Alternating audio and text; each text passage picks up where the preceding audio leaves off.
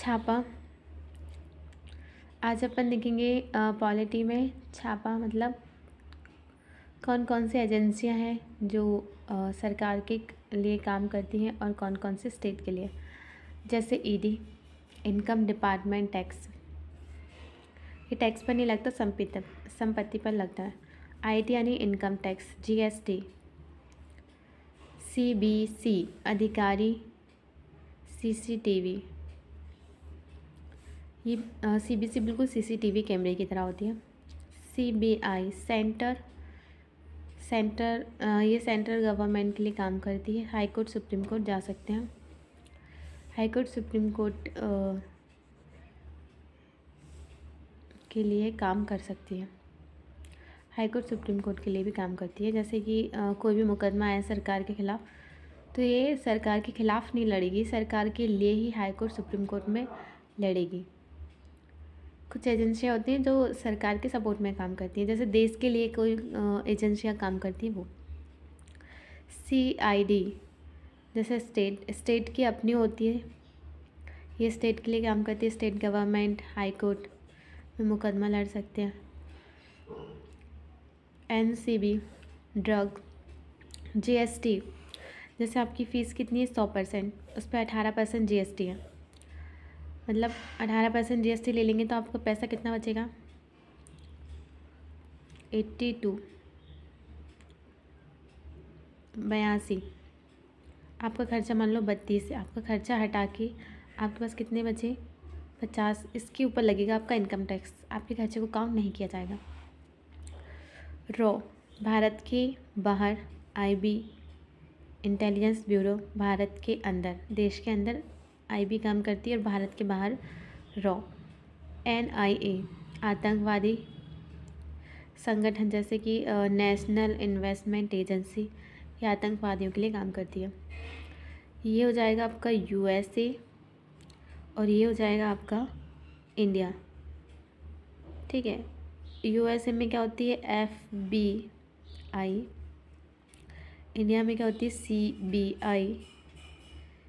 USA में CIA और यहाँ क्या होती है एनआईए। इनकी सेंटर इन्वेस्टिगेशन एजेंसी होती है और अपनी में नेशनल इन्वेस्टिगेशन एजेंसी होती है। फिर इसके बाद आप देखेंगे एमआई यानी मिलिट्री एजेंसी। एमआई आर्मी के लिए काम करती है। भाई मिलिट्री एमरजेंसी इंटेलिजेंसी या आर्मी एक ही होता है। एलआईयू पुलिस, मुखिवर होता है थाने का, मुखबिर होता है। GST goods and service tax. IT income tax. ED directorate of enforcement development. ED directorate of enforcement department. Enforcement department को विजिलेंस डिपार्टमेंट भी कहते हैं। CBC central vigilance commission. CBI central bureau of investigation. CID crime investigation department. Next आ जाएगा आपका रो, research and analysis wings. IB intelligence bureau. MI military intelligence.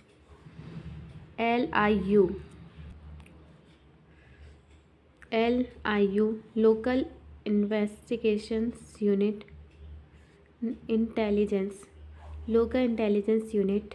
NCB narcotics control bureau, ये नशे को ख़त्म करने के लिए होती है नारकोटिक्स वाली।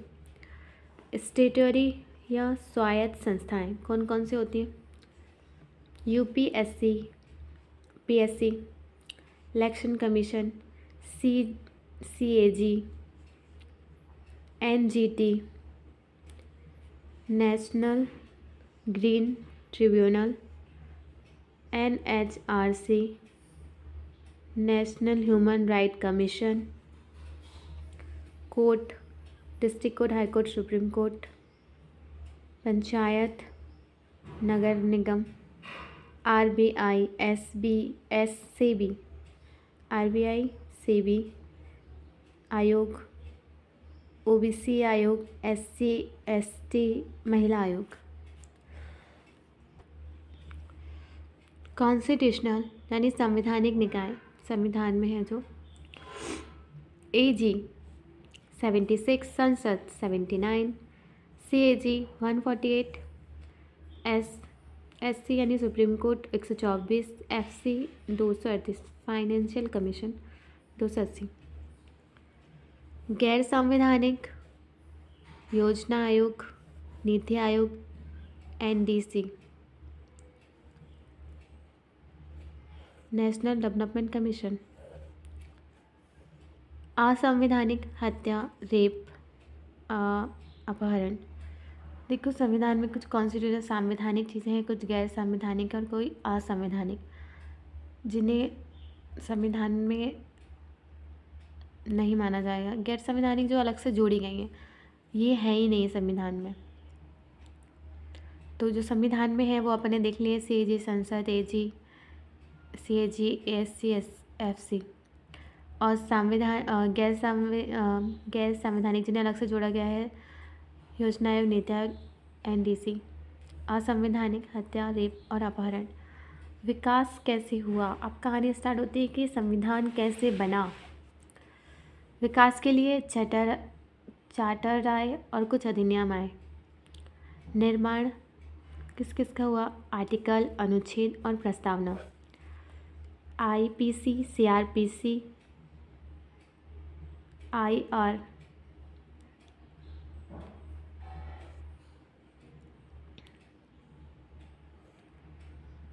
और 1600 में ब्रिटिश ईस्ट इंडिया कंपनी आई।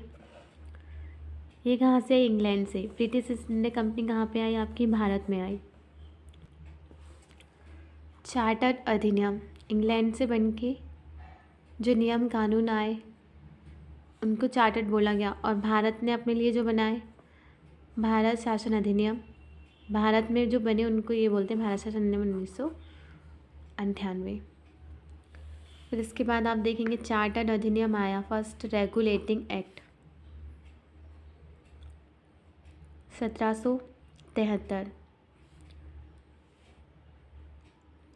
1774 में क्या बन गया? आपका सुप्रीम कोर्ट। और क्या बन गया? Governor general. ये दो चीज़ आपको बिल्कुल बेसिस याद रखनी है। 73वां रेगुलेटिंग एक्ट के थ्रू क्या आया? सुप्रीम कोर्ट और गवर्नर जनरल। सुप्रीम कोर्ट कहाँ बनाया गया? कलकत्ता में, जिसमें 3 जज रहे, LCLH। इनको मैंने फुल फॉर्म में यहाँ लिखा है। C मतलब होता है चैम्बर्स, L मतलब लिमेस्टर, H मतलब हाइट। नियुक्ति ब्रिटिश सम्राट के द्वारा वहीं से बनकर आए थे। कलकत्ता में सुप्रीम कोर्ट बनाया गया। मुख्य न्यायाधीश एलिजा एम्पे। Appeal England. अब अगर आपको अपील करनी है तो इंग्लैंड जाके अपील करनी होगी।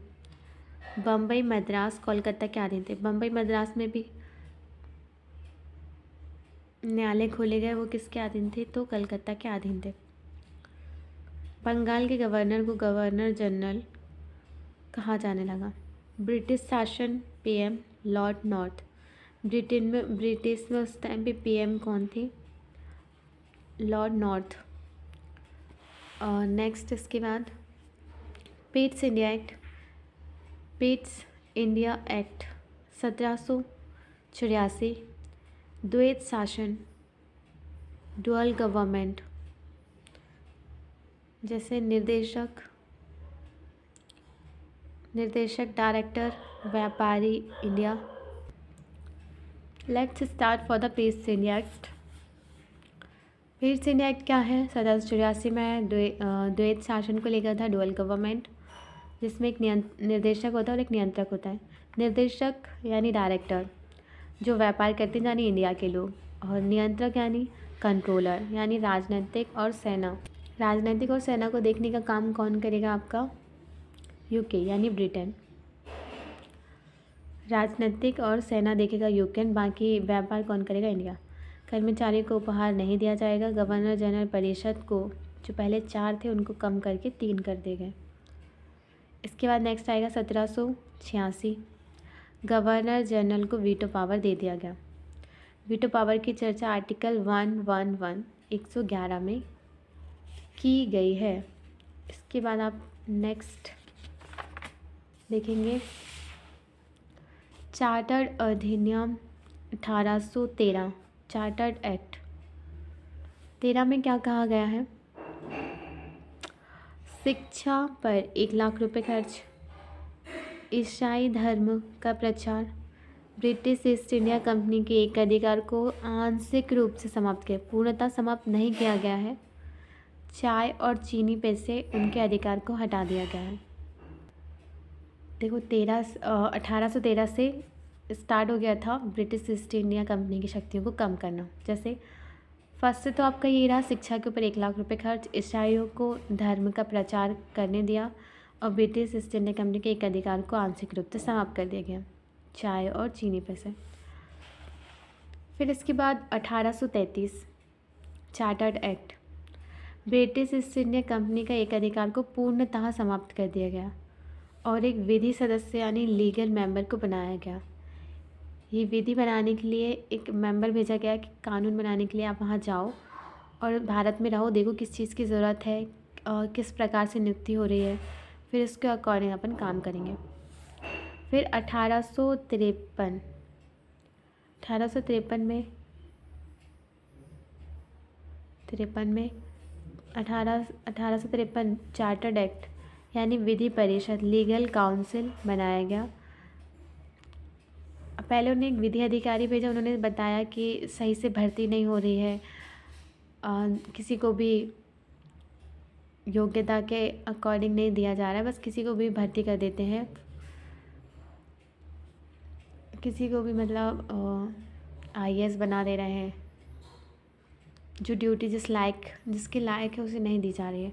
तो उन्होंने एक विधि परिषद बनाया, लीगल काउंसिल बनाया, जो एक एग्ज़ाम कंडक्ट कराती है, खुली प्रतियोगिता रखती है कि अपने अपनी योग्यता दिखाएं और पार्टिसिपेट करें, और जो विजेता रहेगा, जैसे एग्ज़ाम करने के लिए जिसके नंबर हाईएस्ट होंगे उसको ये जॉब दे दी जाएगी। फिर 1857 में इसका विरोध हुआ। 1858 में अधिनियम राजा 1 नवंबर को लॉर्ड कैनिंग महारानी का घोषणा पत्र पढ़ा गया इलाहाबाद में। अधिनियम बनाया गया 1958 में का अधिनियम राजा का अधिनियम था। 1 नवंबर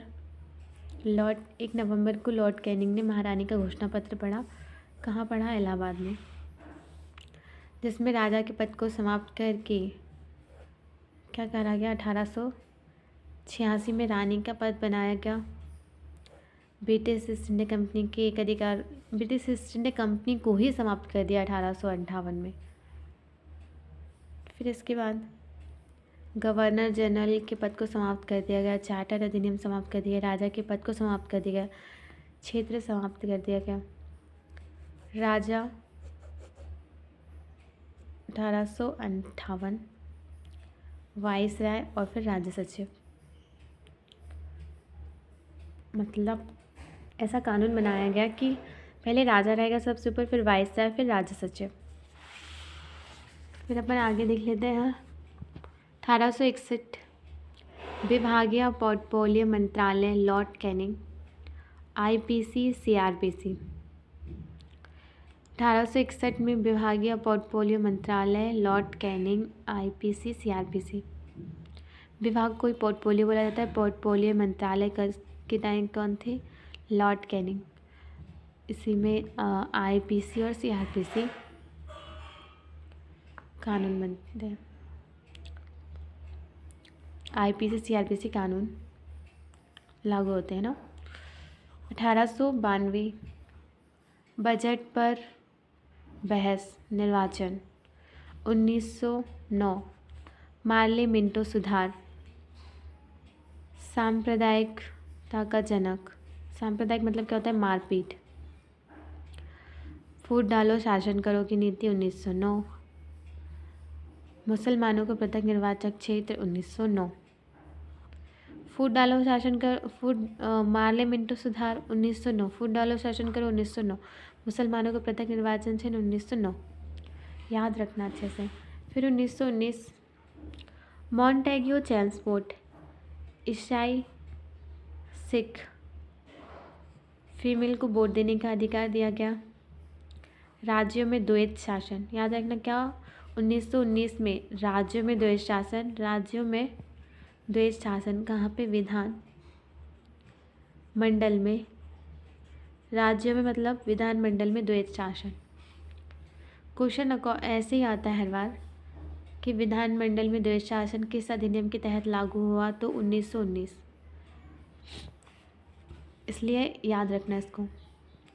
राज्य में द्वैत शासन जैसे कैसे हुए? हाँ, संरक्षित विषय और हस्तांतरण विषय।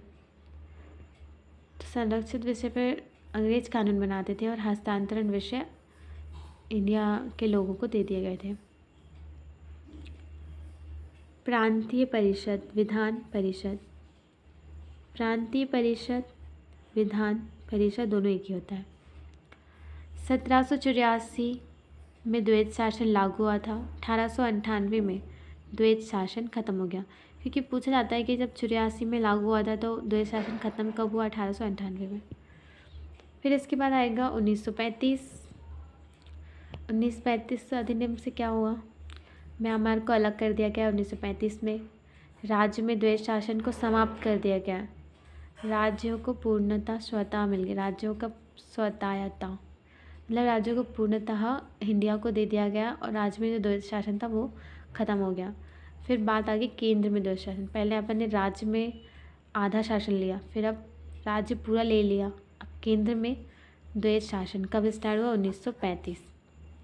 50% संविधान अपना बन के तैयार हो गया था। इधर अपनी शासन में अपनी सत्ता में संविधान बन रहा था और दूसरी तरफ अपन शासन में भाग लेते जा रहे थे। फिर इसके बाद अपन आगे देखेंगे 1773 रेगुलेटिंग एक्ट। 1784 में क्या है? ये अपना एक रिवीजन मोड है कि ऐसे आपको रिवाइज करना है। 1773 regulating act, 1784 pets India act, 1786 veto power governor को दिया गया। 1813 में आंशिक रूप से ब्रिटिश ईस्ट इंडिया कंपनी के अधिकार को समाप्त कर दिया गया। 1833 में पूर्ण रूप से समाप्त कर दिया गया और एक विधि अधिकारी बनाया गया। 1853 में विधि परिषद बनाया गया और खुली प्रतियोगिता एग्ज़ाम रखा गया। 1858 में विद्रोह हुआ इसके खिलाफ। 1861 में पोर्टफोलियो विभाग। 1861 में पोर्टफोलियो विभाग। 1876 इसमें क्या था? इसमें रानी का शासन चलेगा। 1892 में बजट पर बहस। 1909 मार्ले मिंटो सुधार, फूट डालो शासन करो, मुसलमान को पृथक निर्वाचन। 1919 मॉन्टेग्यू चैम्सफोर्ड, सिख ईसाई फीमेल को वोट, राज्य में द्वैत शासन। 1935 म्यांमार को अलग कर दिया गया, केंद्र में द्वैत शासन, राज्यों को स्वतंत्रता दी गई। अब पढ़ेंगे अपन 1946। इसमें आएगा आपका कैबिनेट मिशन। इसको अपन देखेंगे आगे। तो ये स्टार्ट होता है आपका कैबिनेट मिशन। कैबिनेट मिशन मार्च 1946। संविधान सभा 1946 से 1950 तक संविधान सभा बनाई गई। अंतिम सरकार बनी हुई थी प्रोविजनल गवर्नमेंट 1946 से 1951 तक। अंतिम सरकार मतलब अस्थायी सरकार, जैसे कि जब तक संविधान सभा कानून बना रही है तब तक शासन व्यवस्था अंतिम सरकार देखेगी। फिर इसमें 3 सदस्य थे। कैबिनेट मिशन में 3 सदस्य कौन कौन से थे? काल, ये शॉर्ट फॉर्म है। काल मतलब 3 सदस्य। क्रिप्स, ए से अलेक्जेंडर, एल से लॉरेंस। लॉरेंस जो थे वो अध्यक्ष थे। 389 सदस्य थे, जिसमें से 15 आपकी फीमेल। फर्स्ट बैठक हुई थी उसमें थे 9 दिसंबर 1946 सच्चिदानंद सिन्हा, ये इसके अस्थायी स्पीकर, टेम्परेरी स्पीकर थे। 11 दिसंबर 1946 राजेंद्र प्रसाद परमानेंट स्पीकर, स्थायी अध्यक्ष बने। सलाहकार BN राव थे। तीसरी बैठक 13 दिसंबर 1946 उद्देश्य प्रस्ताव किसने पारित किया? जवाहरलाल नेहरू ने। कब पारित किया? 13 दिसंबर 1946। ये 2022 में आया था। और किसने पारित किया? जवाहरलाल नेहरू ने। ये 2021 में आया था। तो आप समझ रहे हैं कि कैबिनेट मिशन के बारे में, संविधान सभा कैसे बनी, इसके बारे में पढ़ना बहुत ज़रूरी है। सलाहकार BN राव समिति, इन्होंने कुछ समितियां बनाई जो शासन को सुचारू रूप से चला सकें। संघ समिति नेहरू, प्रांतीय समिति पटेल, मूल अधिकार समिति पटेल, अल्पसंख्यक सरदार पटेल, कार्य संचालन KN मुंशी, झंडा समिति JV कृपलानी, प्रारूप समिति BR अम्बेडकर। प्रारूप समिति में सदस्य कितने रहेंगे? 7 इसमें सदस्य रहेंगे। वहीं अपन प्रांतीय समिति की डेट देखें तो 29 अगस्त 1947 को बनाई गई थी। संविधान सभा में संविधान तैयार हो रहा था, उसके लिए कौन कौन सी बैठकें हुई ये इसमें बताया गया है। कैबिनेट मिशन में क्या हो रहा था? संविधान सभा में आपका कानून बन रहा था, संविधान सभा बन रही थी मतलब। फिर इसके बाद विभाजन हुआ 1947 में भारत पाकिस्तान का, जिसमें से अपने सदस्य कितने बचे? 299 अपने सदस्य बचे, क्योंकि कुछ पाकिस्तान में चले गए। फीमेल कितनी थी? 8। 284 आपके फाइनल सदस्य बचे थे। फिर नेक्स्ट इसके बाद आप क्या देखेंगे? संविधान को उदार का थैला भी कहा जाता है। इंडियन संविधान को उदार का थैला कहा जाता है। वैसे ऐसा नहीं कहना चाहिए, क्योंकि अपन ने सबका देखा, जो अपन को अच्छा लगा वो अपन ने ऐड किया। पर फैक्ट है कि उदार का थैला संविधान को कहा जाता है, याद रख लेना। 26 नवंबर 1939 संविधान बन के तैयार हो गया। 26 नवंबर 1939 को संविधान तैयार हो गया। संविधान दिवस भी इस दिन मनाया जाता है। अलंकृत, तैयार को अलंकृत भी कहा जा सकता है। 24 जनवरी 1950 को अंतिम बैठक हुई। राष्ट्रीय गीत और राष्ट्रीय गान को जोड़ा गया। 26 जनवरी 1950 में से लागू किया गया। कंप्लीट कितने दिन में हुआ? 2 साल 11 मंथ 18 दिन। ट्रिक 300 दिन में 12 दिन कम। तो आपको याद रहेगा कि 2 साल 12 दिन कम करो 300 में से, 2 साल 11 मंथ और 18 दिन। फिर इसके बाद याद हो गया ना, 24 जनवरी 1950, 2 दिन बाद 24, 25, 26 जनवरी 1950 को लागू हो गया संविधान। 2 दिन पहले आपका राष्ट्रीय गीत और राष्ट्रीय गान बना, उसके बाद 26 जनवरी 1950 को संविधान लागू हो गया। इसलिए अपन 26 जनवरी मानते हैं गणतंत्र दिवस के रूप में। फिर इसके बाद देखेंगे कि कौन सा संविधान कहाँ कहाँ से क्या क्या चीज़ें ली गई हैं, इसे अपन अगली क्लास में देखेंगे। Please thank you, please like, share and subscribe, and thank you for watching my video. Thank you.